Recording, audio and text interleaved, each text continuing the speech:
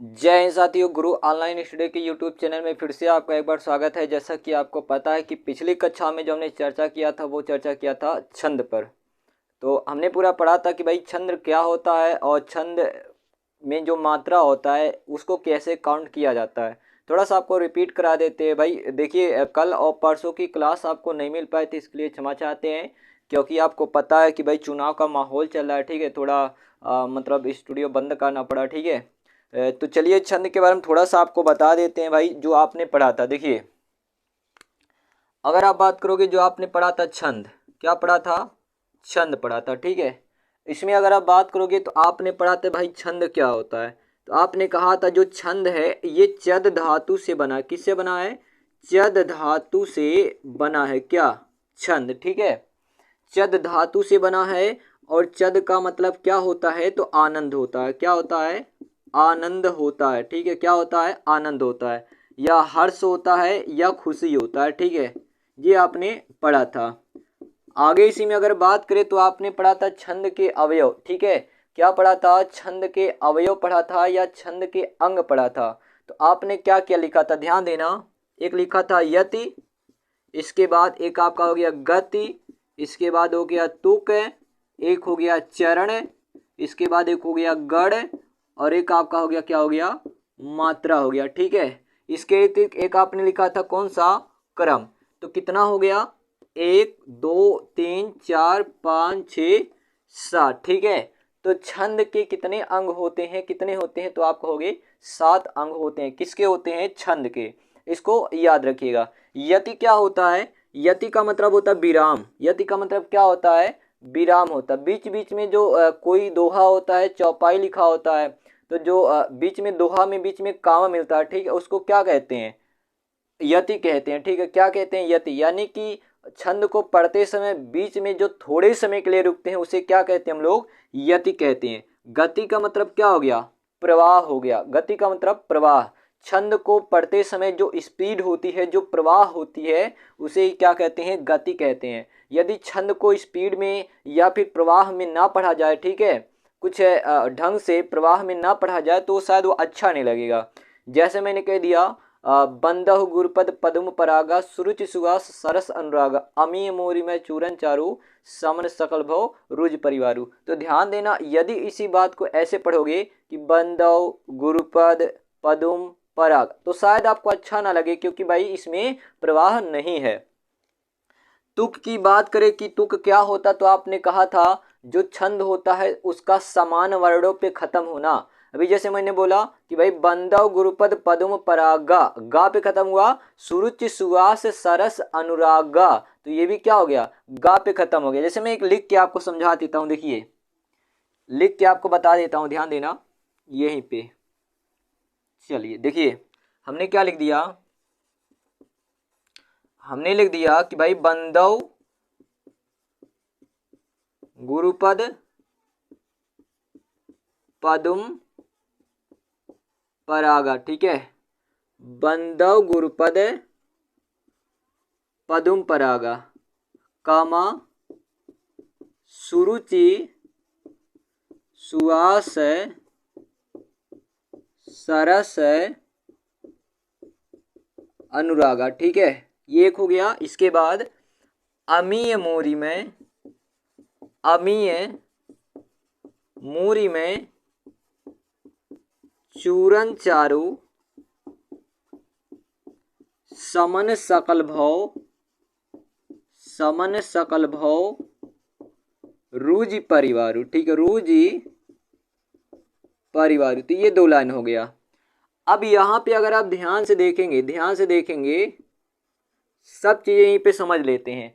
यति क्या है? देखिए, यति का मतलब होता है विराम। यति का मतलब क्या होता है? तो आप कहोगे यति का मतलब होता है विराम। कैसे?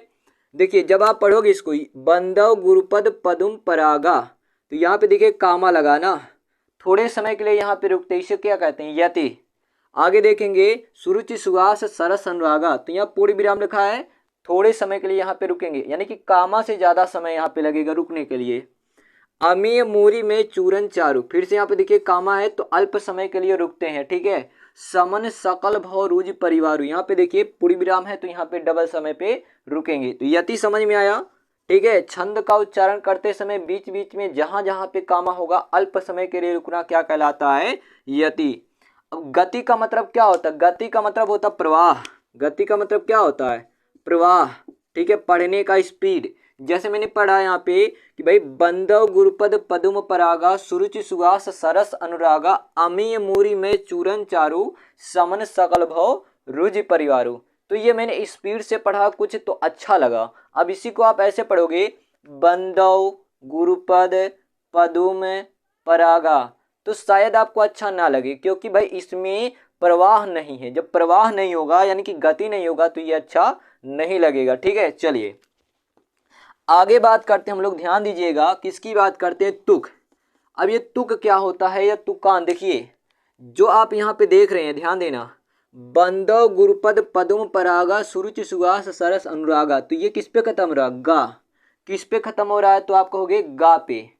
अमी मूरी में चूरन चारु समन सकल भव रुज परिवारु, ठीक है। तो यहाँ पे ध्यान देना, यहाँ पे देखा बंदव गुरुपद पदुम परागा, क्या आ गया, गा। सुरुचि सुहास सरस अनुरागा, तो गा आ गया। अमी मूरी में चूरन चारु, रू आया। समन सकल भव रुज परिवारु, फिर यहाँ पे देखो रू आया। तो ध्यान देना, यहाँ पे गा है वहां पे देखो गा है, यहाँ पे देखो रू है तो वहां पे भी देखो रू है। तो छंद में समान वर्णों पे खत्म होना वो चीज क्या कहलाता है, तुक कहलाता है, ठीक है। चरण की अगर बात करें, किसकी बात करें, चरण। किसकी बात करते हैं, चरण। तो प्रायः छंद में 4 चरण होते हैं। कितने चरण होते हैं, 4 चरण होते हैं। चरण कौन कौन सा, देखिए आप ऐसे कहोगे यहां से लेके यहां तक, देखिए ये इतना आपका हो गया क्या, एक चरण हो गया। एक चरण हो गया प्रथम चरण। यहां से लेके यहां तक आप कहोगे कौन सा, तो ये आपका हो गया दूसरा चरण। यहां से लेके यहां तक ये कौन सा हो गया, तीसरा चरण। और यहां से लेके यहां तक ये क्या हो गया, चौथा चरण। तो 1 2 3 4, ठीक है। तो प्रायः छंद में कितने चरण होते हैं, आप कहोगे 4 चरण होते हैं, ठीक है। 2 चीजें हैं, कुंडलिया है और एक छप्पा है।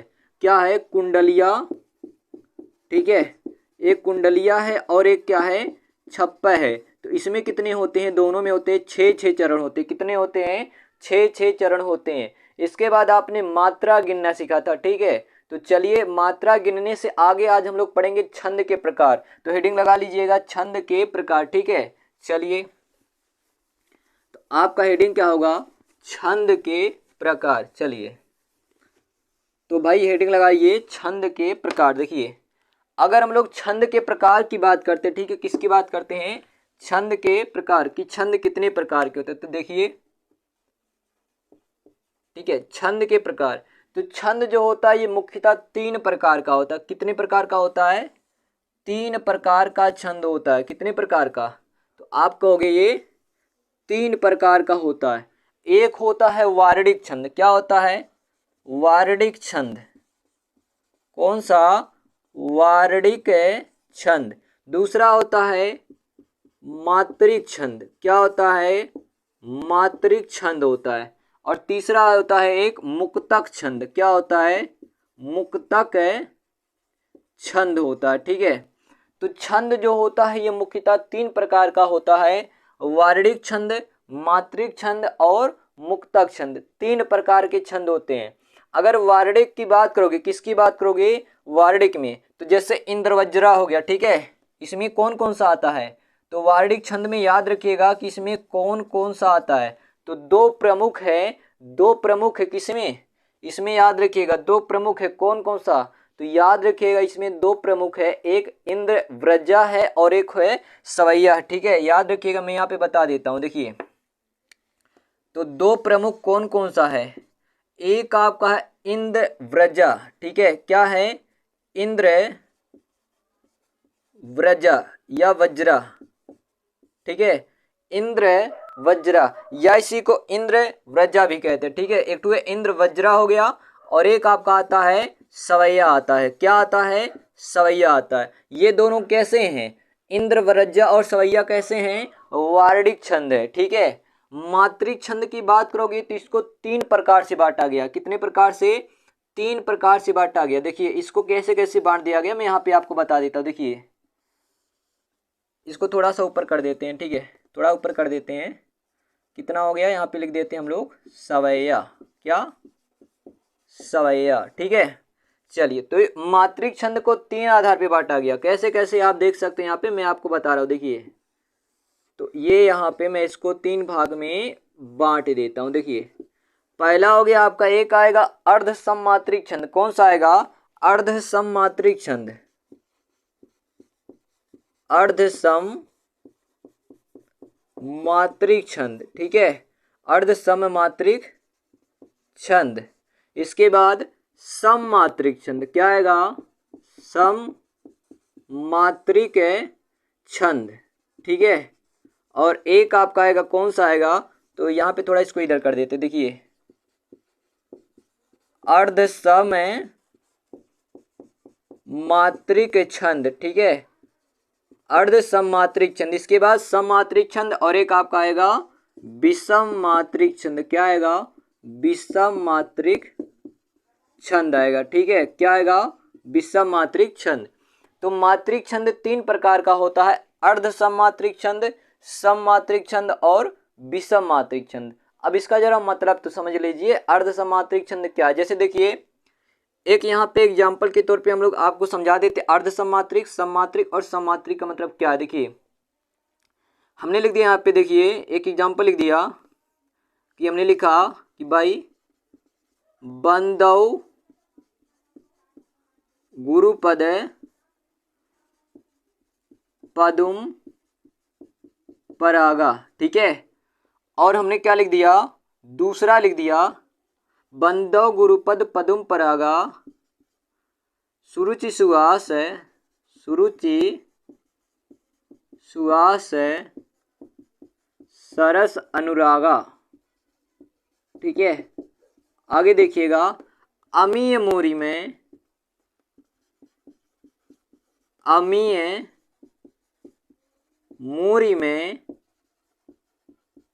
चूरन चारु समन सकल भव, समन सकल भव, सकल भव रुजि परिवारु, ठीक है, समन सकल भव रुजि परिवारु। तो यहाँ पे एक बात आप ध्यान दीजिएगा, क्या लिखा है, बंदव गुरुपद पदुम परागा, ठीक है। क्या लिखा है, बंदव गुरुपद पदुम परागा सुरुचि सुहास सरस अनुरागा अमीय मोरी में चूरन चारु समन सकल भव रुज परिवारु। अगर यहाँ पे देखोगे तो आपको 4 चरण नजर आएगा। देखिए, ये आपका हो गया पहला वाला चरण, ये कौन सा है, पहला चरण। ये कौन सा है, दूसरा चरण। ये कौन सा है, तीसरा चरण। ये कौन सा है, चौथा चरण, ठीक है। 4 चरण है इसमें, ध्यान देना। मान लेते हैं कि पहले वाले चरण में, ठीक है, पहले वाले मान लेते हैं, यहाँ पे अगर आप काउंट करोगे तो ध्यान देना, बंदव गुरुपद पदुम परागा सुरुचि सुहास है सरस अनुरागा। देखिए, मान लेते, अभी आपको मात्रा गिन के बाद में बताएंगे, केवल आप अनुमान लगाइए, ठीक है। मान लेते इसमें कुल 11 मात्रा आता है, ठीक है। कितना आता है, 11 आता है। कितना आता है, 11। चलिए, इसमें मान लेते 11 आ गया, इसमें मान लेते 13 आ गया, इसमें मान लेते 11 आ गया, इसमें मान लेते हैं 13, ठीक है। वैसे देखोगे तो 1 2 3 4 5 6 7 8 9 10 11 12, ठीक है। एक मिनट, ठीक है। बंदव 1 2 3 4 5 6 7 8 9 10 11 12 13, ठीक है। मान लेते कि इसमें, ठीक है, 11 मात्रा 13 मात्रा, ठीक है, कुछ भी मान लो। अभी हम मात्रा नहीं गिन रहे हैं, ठीक है। आप गिनिएगा भाई, तो आपको केवल समझा रहे हैं, ठीक है। मात्रा गिन के आपको बाद में बताएगा, टेंशन नहीं लो, खाली आप समझो, खाली बस। पहले लाइन में मान लेते कि 11 मात्रा आ गया, ठीक है, मान लो।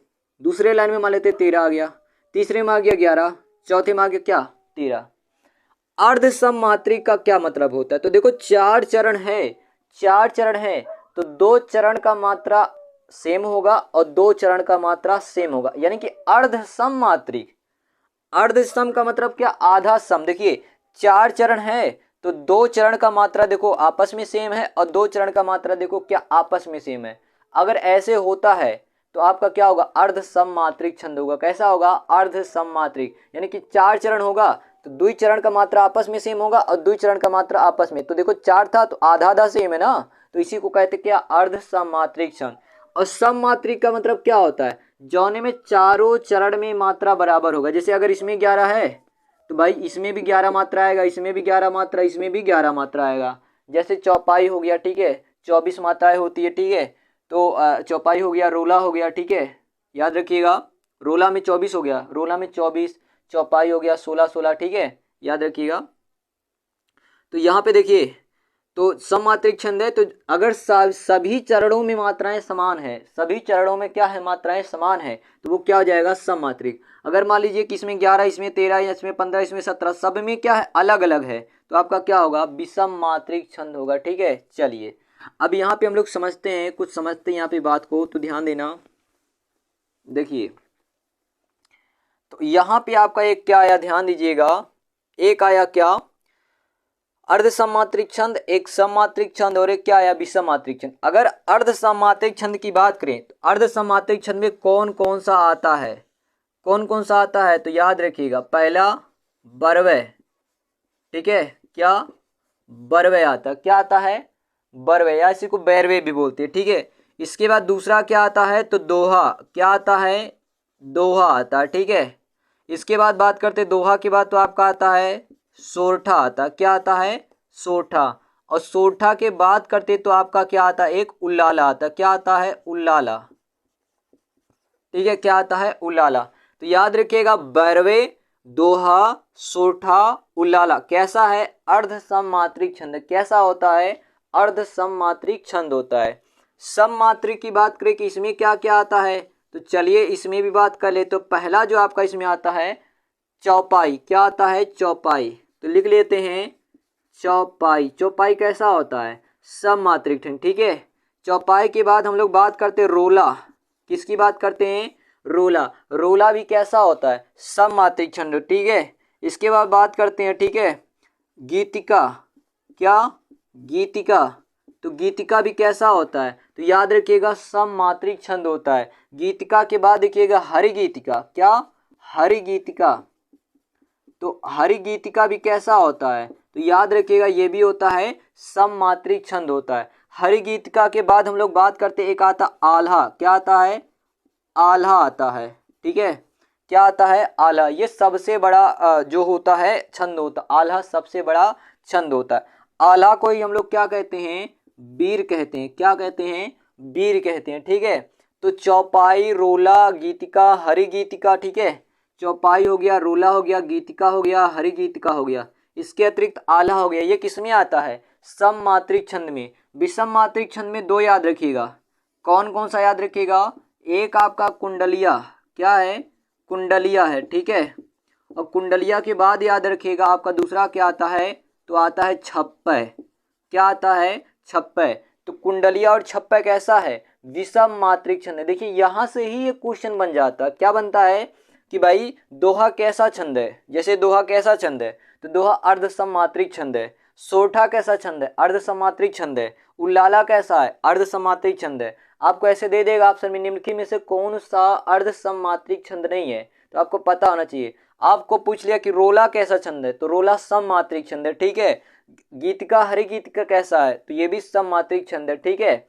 चलिए आपसे पूछ लिया निम्नलिखित में से कौन सा विषम मात्रिक छंद है, कुंडलिया और कौन सा होता है, छप्पय, ये दोनों कैसा होता है, विषम मात्रिक छंद होता है। चलिए यहाँ पे एक चीज बताते हैं, जो कुंडलिया होता है ना, कुंडलिया ये दो से मिलके बनता है, एक रोला और एक किससे मिलके बनता है, ध्यान देना, रोला और उल्लाला, ठीक है, रोला, दोहा और रोला, ठीक है, दो चीजों से बन के बनता है। देखिए किससे, दोहा और रोला से मिलके बनता है। देखिए कुंडलिया जो बनता है ना, कुंडलिया, तो यहाँ पे मैं लिख दे रहा हूँ, ध्यान देना, कुंडलिया किससे मिलके बनता है, तो याद रखिएगा दोहा, ठीक है, प्लस क्या, तो याद रखिएगा रोला, क्या, रोला, ठीक है। ये भी पूछा गया है क्वेश्चन कि जो आपका कुंडलिया है ये किसको किसको मिलाने से बनता है, तो याद रखिएगा एक दोहा में एक रोला मिलाने से, दोहा प्लस रोला बराबर क्या होता है, कुंडलिया, ठीक है।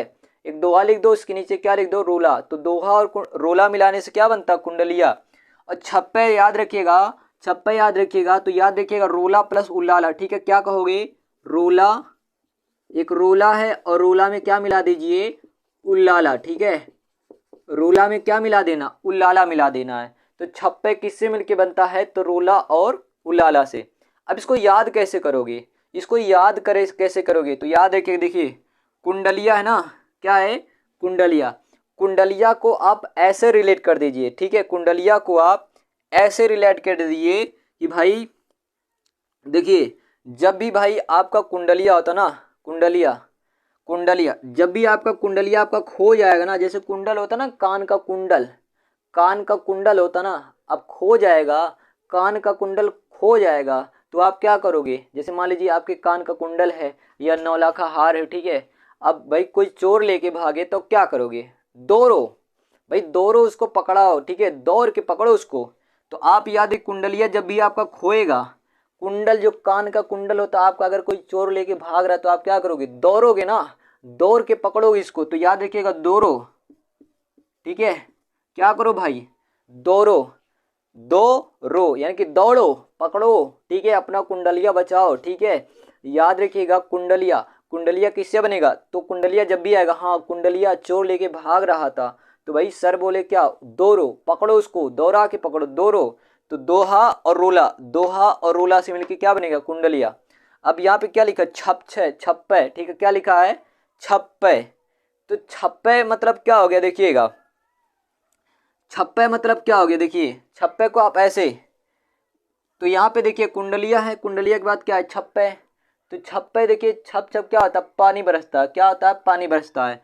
तो ऐसे भाई जैसे कैसे पानी बरसता है, तो जैसे कोई रोता है ना भाई, कुंडलिया आपका अगर खो जाएगा, नहीं मिलेगा, तो आप क्या करोगे, रोऊं, क्या करूं, कुंडलिया नहीं मिला तो क्या करूं, रोऊं बैठ के, और क्या करूं, ठीक है।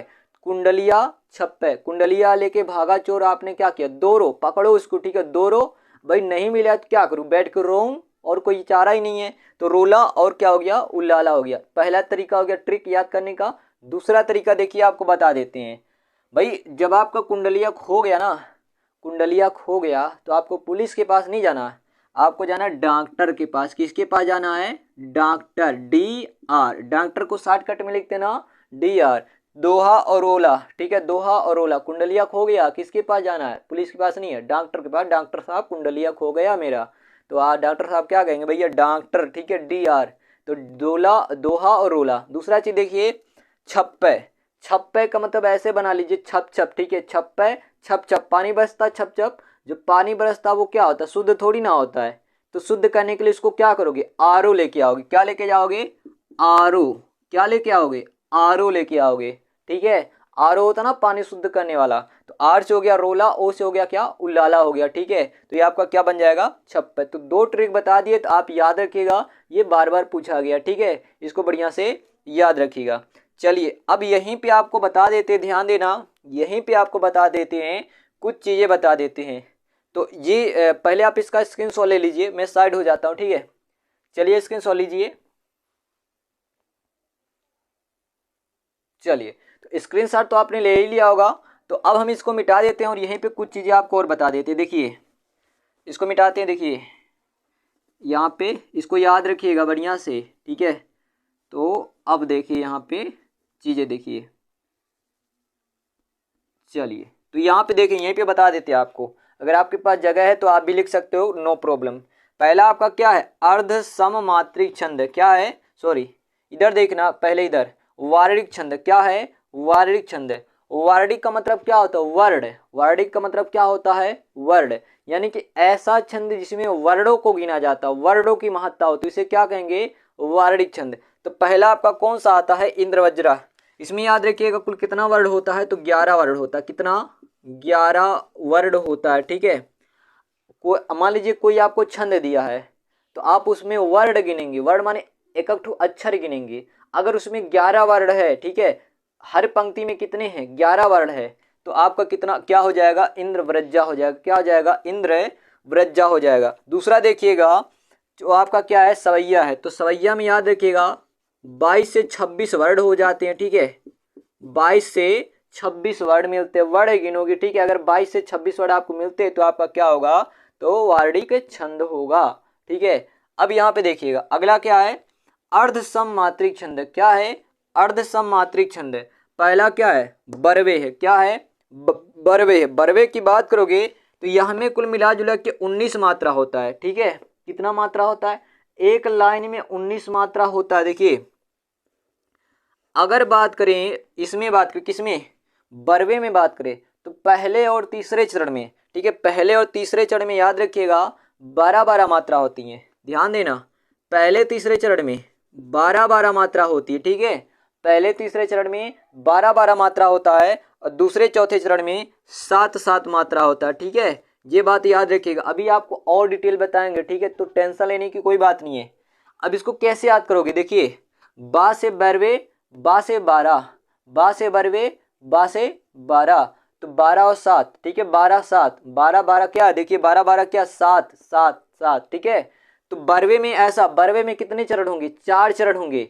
पहले तीसरे चरण में कितना कितना? पहले तीसरे चरण में 12-12, दूसरे चौथे में कितना होगा? 7-7 मात्रा होगा। ठीक है, चलिए अगर दोहा की बात करें, किसकी बात करें? दोहा की बात करें तो दोहा को आप ऐसे याद करिए। देखो मैं यहाँ पे ट्रिक बता दी, तो देखिए आप यहाँ देखिए ऐसे दोहा लिखा है, दोहा। तो यहाँ पे देखिए दोहा का, देखिए ये पहला वाला अक्षर है, ये पहला अक्षर है। ठीक है, ये पहला है, पहला अक्षर है, ये दूसरा है, ये तीसरा है, ये चौथा है। ठीक है, दूसरे में अगर आप देखोगे, दूसरे में एक तो खाली डंडा है। ठीक है, ये डंडा है, दूसरे वाले में देखिए एक तो डंडा है, और चौथे वाले में देखिए एक तो क्या डंडा है, ये डंडा आ गया। सही है भाई। देखिए दोहा में ये पहला है अक्षर, ये देखिए दूसरा मात्रा है, तीसरा देखिए हा है, चौथा देखिए ये क्या मात्रा है। तो दूसरे में क्या बना? एक तो डंडा बना ना, चौथे में क्या बना? एक तो डंडा। तो ये दोनों मिला के क्या बन गया? 11। क्या बन गया? 11। 11 कैसे बना? दूसरे और चौथे को मिला के ना, तो दोहा के दूसरे चौथे में कितना मात्रा होता है? 11-11। और पहले तीसरे में कितना होगा? तो 13-13 होगा। ठीक है, याद रखिएगा, बहुत आसान है। पहले तीसरे में 13-13, दूसरे चौथे में कितना होता है? तो याद रखिएगा 11-11। तो अगर हम लोग किसकी बात करते हैं? दोहा की, तो ध्यान देना पहले तीसरे में कितना होता है? तो 13-13 मात्रा। पहले तीसरे में 13-13 मात्रा होता है, जबकि दूसरे चौथे में कितना होता है? तो याद रखिएगा 11-11 मात्रा होता है। ठीक है, और यहीं पे एक बात याद रखिएगा, जो सोठा होता ना, ये दोहा का उल्टा होता है। ठीक है, एक बार पूछा गया था पेपर में कि भाई दोहा का उल्टा क्या होता है, तो याद रखिएगा दोहा का उल्टा क्या होता है? सोठा होता है। ठीक है, तो याद रखिएगा, तो याद रखना सोठा में क्या होगा? पहले तीसरे में कितना होगा? पहले तीसरे में, पहले में और तीसरे में 11-11 मात्रा, और दूसरे चौथे में कितना हो गया? तो याद रखिएगा 13-13 मात्रा होगा। कितना होगा? 13-13 मात्रा होगा। आगे आ जाइए, क्या है आपका? उल्लाला है। क्या है? उल्लाला। अगर इसकी बात करोगे तो ध्यान देना, पहले तीसरे में 15-15 मात्रा होता है, पहले तीसरे में 15-15 मात्रा होता है। दूसरे चौथे में बात करें तो 13-13 मात्रा होता है। कितना होता है? 13-13 मात्रा होता है। एक बार फिर से देखिए, आपको बता देते हैं। देखिए बा से बरवे, बा से 12, ठीक है, 12-7-7, तो 12-7। बरवे में कुल कितना मात्रा होता है? तो 12-7 19। देखिए 12-7 19 मात्रा होता है। ठीक है, बरवे में कुल कितना मात्रा होता है? 19। देखिए कैसे आप याद करिएगा इस तरीके। देखिए पहले तीसरे में कितना कितना मात्रा? 12-12। ठीक है, पहले तीसरे में 12-12 मात्रा, और दूसरे चौथे में कितना होता है? 7-7 मात्रा। दोहा की बात करें तो दोहा आपको बता दिया ट्रिक, दोहा याद है तो सोठा याद है। देखिए दोहा में कैसे, पहले तीसरे में देखिए 13 बन रहा ना, 13 बन रहा कि नहीं बन रहा है? पहला तीसरा 13, तो पहले तीसरे में 13-13 मात्रा, और दूसरे चौथे में क्या होता है? 11-11 मात्रा। देखिए तो पहले तीसरे में 13-13 मात्रा, दूसरे चौथे में कितना होगा? 11-11 मात्रा। सोठा की बात करें तो ये दोहा का उल्टा होता है, पहले तीसरे में 11-11, दूसरे चौथे में 13-13। उल्लाला की बात करें, पहले तीसरे में 15-15, और दूसरे चौथे में कितना होता है? तो 13-13 मात्रा होती है। तो आई होप आपको समझ में आ गया। चलिए चौपाई की बात करते हैं। ध्यान देना, चौपाई में कितने होता है? इसमें भी 4 चरण होते हैं। ठीक है, इसमें भी 4 चरण, इसमें भी 4 चरण, बाकी इन दोनों में कितने होते हैं? तो 6 चरण होते हैं। ठीक है, चौपाई की अगर आप बात करोगे ना, तो प्रत्येक चरण में 16-16 मात्राएं होती हैं। ध्यान देना, प्रत्येक चरण में कितनी कितनी मात्राएं होती हैं? 16-16 मात्राएं होती हैं प्रत्येक चरण में। 4 चरण होगा, और प्रत्येक चरण में कितनी कितनी मात्राएं? 16-16। पहले चरण में 16 मात्रा, दूसरे चरण में 16 मात्रा, तीसरे चरण में 16 मात्रा। तो याद रखिएगा प्रत्येक चरण में कितनी कितनी मात्राएं? 16-16 मात्राएं होती हैं। याद रखिएगा प्रत्येक चरण में, यहाँ पे लिख देता हूँ। ठीक है, प्रत्येक चरण में कितनी कितनी मात्राएं होंगी? 16। चौपाई प्रत्येक चरण में 16, पहले चरण में 16, दूसरे चरण में 16, तीसरे चरण में 16, चौथे चरण में 16। क्यों? क्योंकि भाई ये सममात्रिक छंद है। रूला की बात करते हैं तो प्रत्येक चरण में 24 मात्राएं होती हैं। कितनी होती हैं? प्रत्येक चरण में 24 मात्राएं होती हैं। किसमें? तो याद रखिएगा रोला में। ठीक है, याद रखिएगा रोला में। आगे देखिएगा, गीतिका की अगर आप बात करो, किसकी बात करोगे? गीतिका की बात करोगे तो प्रत्येक चरण में होता है 26 मात्रा। कितना होता है? तो प्रत्येक चरण में 26 मात्राएं होती हैं। याद रखिएगा, गीतिका में भी कितने होते हैं? तो आप बताओगे 4 चरण होते हैं। कितने होते हैं? 4 चरण। और प्रत्येक चरण में कुल कितनी मात्राएं होंगी? 26 मात्राएं होंगी। कितनी कितनी होंगी? 26 मात्राएं। हर गीतिका की बात करें तो प्रत्येक चरण में 28 मात्राएं होती हैं। कितनी होती हैं? 28 मात्राएं होती हैं। ठीक है, प्रत्येक चरण में कितनी कितनी मात्राएं? 28 मात्राएं। और आल्हा की बात करें, ठीक है, किसकी बात करते हैं? आल्हा। तो ये सबसे बड़ा छंद होता है। प्रत्येक चरण में 31 मात्राएं होती हैं। प्रत्येक चरण में कितनी होती हैं? तो याद रखिएगा 31 मात्राएं होती हैं। ठीक है, तो यहाँ पे आपको ये समझ में आ गया होगा। इसके अति ध्यान दीजिएगा, आपका क्या है? ये कुंडलिया और ये छप्प है। ये तो आपको पता है, दोहा में आपको बता दिए ना। दोहा में पहले चरण में कितना? पहले तीसरे में 13, दूसरे चौथे में 11। रोला की बात करें तो रोला में कितना होता है? तो 24। देखिए 24 मात्रा है प्रत्येक चरण में। ठीक है, ये तो आप कर सकते हो आराम से। ठीक है, और छप्पे की बात करें तो रोला प्रत्येक चरण में 24 मात्रा। और उल्लाला, इसमें क्या होगा? उल्लाला आपको बताया था ना, देखिए यहाँ पे है। तो पहले तीसरे में 15, दूसरे चौथे में 13। ठीक है, चलिए यहाँ पे आपका एक बार और मतलब आपको रिवाइज करा देते हैं। ठीक है, देखिए रिवाइज करा देते हैं। अर्ध सम्मात्रिक छंद यानी कि 4 चरण होगा। अर्ध सम्मात्रिक का मतलब क्या? 4 चरण होगा। 2 चरण की मात्रा आपस में सेम होगा, 2 चरण की मात्रा आपस में सेम होगा। इसको बोलते हैं अर्ध सम्मात्रिक। देखिए बरवे, दोहा, सोठा, उल्लाला। ठीक है, बरवे में क्या होगा? पहले तीसरे में 12 मात्रा, दूसरे चौथे में कितना? 7 मात्रा। ठीक है, 4 चरण होगा। ऐसे देखिए, पहला चरण, दूसरा चरण, तीसरा चरण, चौथा चरण, ऐसे लिखा होगा ना। एक ऐसे लिखा रहता है, या फिर आपको ऐसे लिखा रहेगा 1 2 3 4 चरण, ऐसे लिखा रहेगा। ठीक है, ऐसे लिखा रहेगा। तो पहला, दूसरा, ये पहला चरण, दूसरा चरण, तीसरा चरण, चौथा चरण। अभी आपको दिक्कत बताए थे ना, बंद और गुरुपद पद्म परागा वाला एग्जाम्पल। ये देखिए पहला, दूसरा, तीसरा, चौथा चरण। तो पहले चरण में और तीसरे चरण में कितना होगा? बरवे में 12 मात्रा, और दूसरे चौथे में कितना होगा? तो 7 मात्रा होता है। ठीक है, यही बात है। दोहा में बात करें तो पहले तीसरे में 13, पहला तीसरा में 13, दूसरे चौथे में 11। सोठा की बात करोगे पहले तीसरे में 11, दूसरे चौथे में 13। उल्लाला की बात करोगे पहले तीसरे में 15, दूसरे चौथे में कितना होता है? 13 होता है। ठीक है, चौपाई में बात करें तो प्रत्येक चरण में कितनी कितनी मात्राएं होती हैं? चौपाई में 4 चरण, और प्रत्येक चरण में कितनी मात्राएं होती हैं? तो याद रखिएगा 16 मात्राएं होती हैं। रोला की बात करें प्रत्येक चरण में 24 मात्राएं होती हैं। पहले चरण में भी 24, दूसरे चरण में भी 24, तीसरे चरण में भी 24, चौथे चरण में भी 24। गीतिका की बात करें तो प्रत्येक चरण में कितनी कितनी मात्राएं? 26 मात्राएं। और हरि गीतिका की बात करें तो कितनी होती हैं? 28 मात्राएं। और वीर या आल्हा यही सबसे बड़ा छंद है। ठीक है, प्रत्येक चरण में कितनी कितनी मात्राएं होती हैं? तो याद रखिएगा कितना हो जाएगा आपका? 31 मात्राएं होती हैं। ठीक है, तो चलिए इसका स्क्रीनशॉट लीजिए आप लोग बढ़िया से। हो गया? चलिए, तो आज के लिए इतना रहने देते हैं। ठीक है, आई होप आपको समझ में आया होगा। कल की क्लास जो होगी इस पे बरवे, दोहा, सोठा, उल्लाला, इन पे एग्जाम्पल लेके हम लोग मात्रा गिनना सीखेंगे कि कैसे इनको पहचाना जाता है। ठीक है, कैसे इनको पहचान। आज तो आपने मात्रा जान लिया कि भाई प्रकार क्या है, उसकी मात्रा क्या क्या होती है। कल हम लोग मात्रा लगाना सीखेंगे और पहचानना सीखेंगे। ठीक है, तो आज की क्लास यहीं पे रहते हैं। आई होप आपको वीडियो पसंद आया होगा। अब वीडियो पसंद आए तो वीडियो को लाइक करना, चैनल को सब्सक्राइब करना मत भूलिए। स्वस्थ रहें, स्वच्छ रहें, मिलते हैं अगले वीडियो में। तब तक के लिए धन्यवाद।